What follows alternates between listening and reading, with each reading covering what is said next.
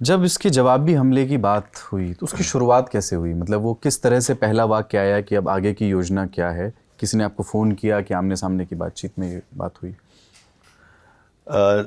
जिस दिन ये 18 सितंबर की बात है, जो उड़ी पर अटैक हुआ था 18 सितंबर 2016।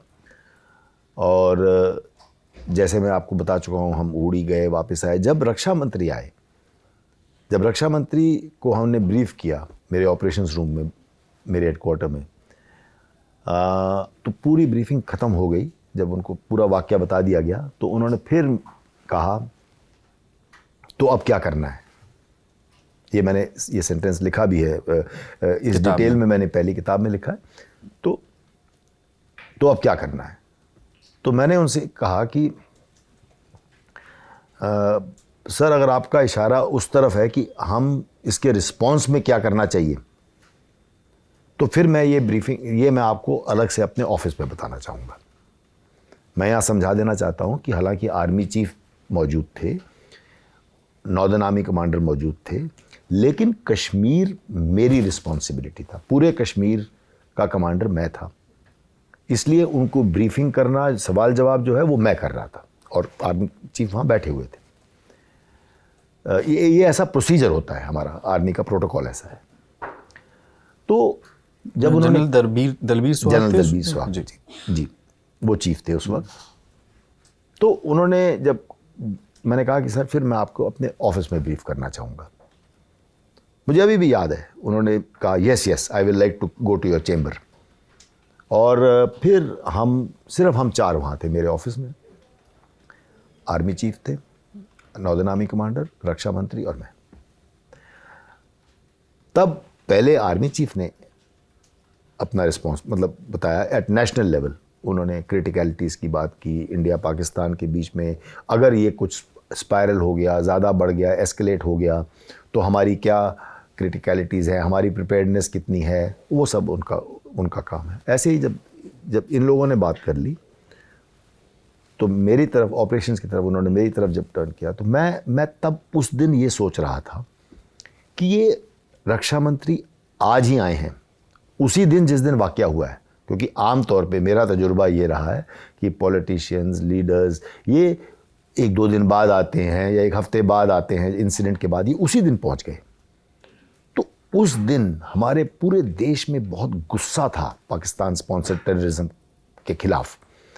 याद रखें, उसी कुछ महीने पहले वो पठानकोट एयरबेस पे भी टेरर अटैक हुआ था ऐसा। तो हम हमेशा सहते रहते हैं। तो वो जो गुस्सा था, वो मेरे जवानों में बदले की भावना थी, लीडरशिप पूरी एजिटेटेड थी। तो हमने ये डिसाइड किया मैंने कि we should turn this pain into an opportunity. तो जब उन्होंने मेरी तरफ मुड़े, तो मैंने जान के कुछ ऐसा कहना चाहा कि उनका ध्यान आकर्षित हो, और मैंने उनको कहा कि सर आप हाँ कह दो, मैं कर दूंगा। और फिर मैंने एक अच्छी सी चमक देखी उनकी आंखों में।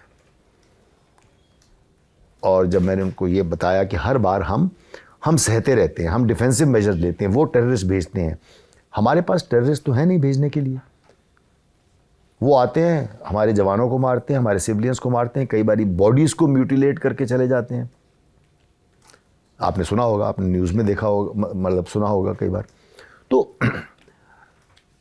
अब हम वो करेंगे जो आज तक नहीं हुआ।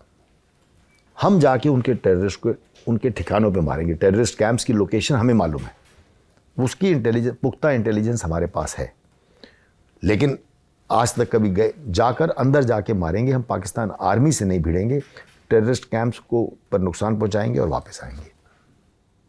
फिर ये दिल्ली में डिस्कस हुआ, अप्रूवल मिल गया। चीज बताइए, जब ये यही मैं आपको रोकना चाहूँगा। अच्छा। यही सबसे हैरानी की बात है। उन्होंने वहाँ बैठे बैठे कुछ एक और सवाल जवाब किए, कुछ तो मैं आपसे डिस्कस नहीं कर सकता, लेकिन उन्होंने वहाँ बैठे बैठे ही अप्रूवल दे दिया। रक्षा मंत्री मनोहर पर्रिकर जी पर्रिकर जी ने वहाँ अप्रूवल दिया। वो कह सकते थे, मैं भी ये उम्मीद कर रहा था कि वो कहेंगे कि मैं प्रधानमंत्री से डिस्कस करूँगा और आपको हुक्म मिल जाएंगे या ऐसा कुछ बोलेंगे, लेकिन उन्होंने वहीं पे परमिशन दे दी। जो अपने आप में मैंने रखती थी, क्योंकि मुझे परमिशन मिल गई थी army chief, northern army commander के सामने, तो ना हमें कुछ करने की ज़रूरत नहीं थी, बस तैयारी करने की ज़रूरत थी। उनको अपने हायर अथॉरिटीज़ को अपना प्लान अवगत रखने की ज़रूरत थी, और बस 10 दिन के बाद सर्जिकल स्ट्राइक्स हो गई।